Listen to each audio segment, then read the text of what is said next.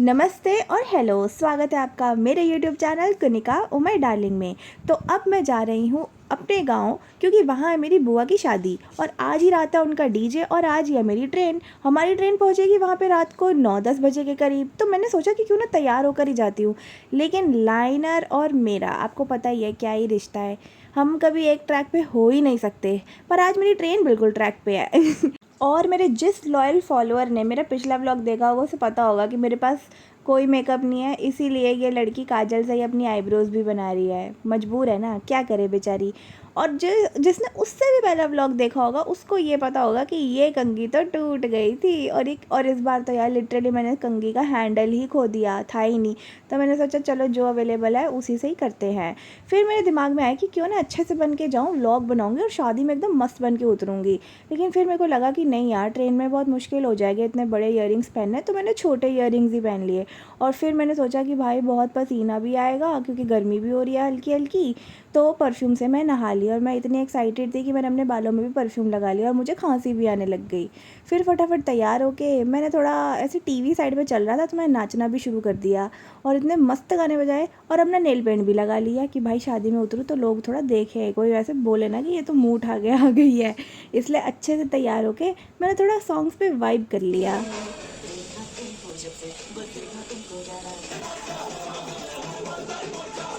अरे यार, मैं पूरा डांस डालती लेकिन मेरा भाई बीच में बोलने लग गया कि मत कर, कॉपीराइट स्ट्राइक आ जाएगी। फिर हमने ऑटो बुक किया और मैं, मेरी बुआ, मेरा भाई और मेरा ट्राइपॉड, हम लोग चल दिए स्टेशन की ओर।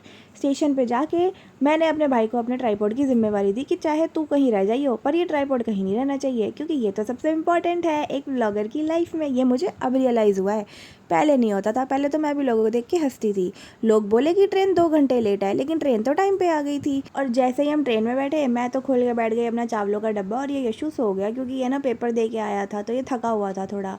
जैसे ही मैं चावल खा रही थी ना, अचानक से मुझे आई जोर की हिचकी और मैं ऐसे थी कि अबे अभी तो मैं दिल्ली से निकली भी नहीं, इतना कौन याद कर रहा है। मैं सोचा नहीं यार, ऐਵੇਂ ही होगा।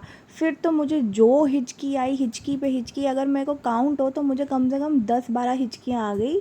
और मैं ऐसे थी कि क्या है भाई, फिर मैं खाऊं और ये लबूदड़ा सोया रह जाए, ऐसा हो नहीं सकता। तो ये भी उठ के बैठ गया और चावलों का डब्बा खाने लगा। और ये महाराज इतना होशियार, अपनी पूरी ट्रेन की ये जर्नी के लिए, लाइक 2 घंटे की जर्नी है तो ये 2 घंटे की कोई पिक्चर डाउनलोड करके लाया था, क्योंकि इसको पता है इतना तो नेट होगा नहीं। तो होशियार तो ये भी बहुत है।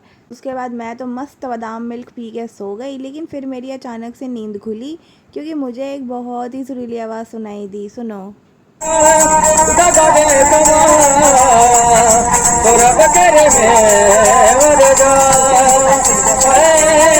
आपको पता है, जब भी आप जनशताब्दी में ट्रैवल करोगे ना, आपको ये अंकल और इनका एक बेटा है, आपको हमेशा वो गाना गाते दिखेंगे। वैसे ही एक बूढ़े अंकल है जो कि खट्टी मीठी टॉफ़ीज़ भी बेचते हैं। तो जब भी मैं ट्रेन में जाती हूँ ना, मेरी नज़रें हमेशा उन्हीं को ढूंढ रही होती हैं।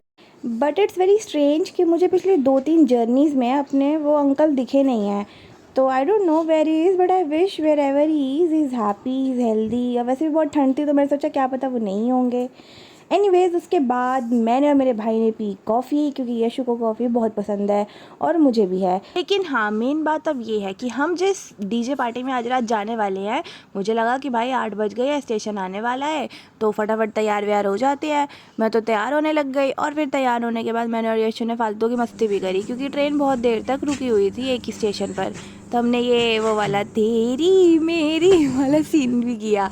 एनीवेज़, फिर हमारी ट्रेन चली और उसी दौरान हमें पापा का फ़ोन आया कि बेटा जिस पार्टी के लिए तुम आ रहे हो ना, वो पार्टी आज ख़त्म हो चुकी है बेटा, तो अब सीधा कल शादी में मिलना। वो सुनने के बाद मेरा मूड इतना ख़राब हुआ कि मैं वापस आके अपनी सीट पे बैठ गई। फेक हंसी तो हंस रही थी मैं, बट नेवर माइंड। फिर मेरा घर आ गया, पापा हमें लेने आ गए और हम लोग पार्टी के सपने देख रहे थे, लेकिन हम सीधा घर चले गए।